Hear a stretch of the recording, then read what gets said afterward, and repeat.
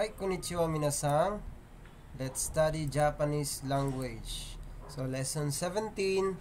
Dito tayo kay noun ga imas at noun ga arimas. So, pag sinabi nating imas, ito ay verb, no? And arimas, verb to sila. So, are two Japanese verbs used to express existence of things and people, animals, respectively. So, ibig sabihin, pag sinabi natin imas at arimas ay dalawa yung same lang ang ibig sabihin nila na nag-i-exist, no? Pero kaibahan ang paggamit nila. For example, yung arimas ay para sa non-living things. Pero pag sinabing imas, living things or may buhay. So dito tayo.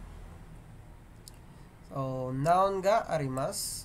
So ibig sabihin merong noun. So, noun, garimas, dapat ang noun na gagamitin is non-living things like bato, bulaklak, no? Basta walang buhay. For example, dito sa arimas, watashi wa kabang ga arimas. What is kabang? Kabang is bag.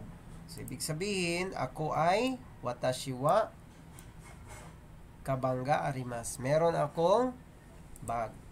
Hai. For next, hana-san wa okane ga arimasu. Hana-san wa okane ga arimasu. Ibig sabihin, si Miss Hana daw merong pera. Hai, okane ga arimasu. Ibig sabihin, for example, ikaw ay may pera, anata wa okane ga arimasu. Kung ako naman, watashi wa okane ga arimasu. Paano naman kung wala? Pwede natin gawing negative. Hai, hana-san wa okane ga arimasen. Hana-san wa okane ga arimasen. Ibig sabihin, si Hana-san daw ay walang pera. No, walang pera si Hana-san.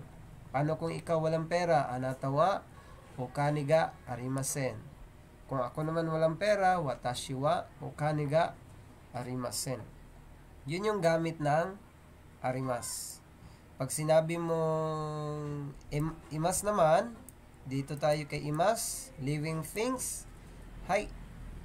Pag sinabi hai. So, place of existence, particle ni tayo.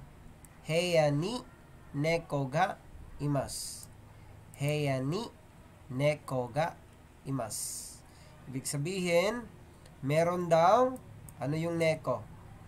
Neko means pusa. So, may pusa daw sa loob ng heya.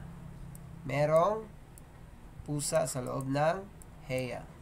Bakit neko? Bakit imas ang gamit? Dahil living things ang neko. Hai, next. Toire ni shito ga imasu. Baka magtaka kayo, shito yung basa ko. Pero pag basic lang, pagbasa, hito. Hito. Pero pag nasa Japan kayo, hindi nyo maririnig yung hito. Shito yung basa. Toire ni shito ga imasen. So, ibig sabihin, wala daw tao sa toilet. So, toilet. Toire. Pag shito naman, hito means person or tao. Pag meron namang tao sa toilet, ibig sabihin, toire ni hito ga imasu. Toire ni hito ga imasu.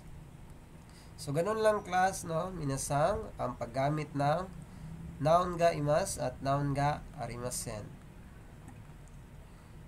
Medyo mabilis lang, no? So, ibig sabihin noun ga arimasu, no? Noun ga imasu, meaning there is a noun. So, merong noun.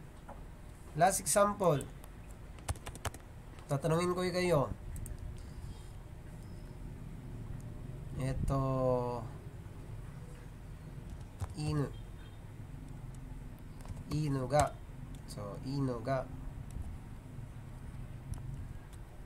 At ito naman is hon ga. So, ano ang dapat particle dito kay inu? Imas or arimas? Pili kayo. Arimas or imas.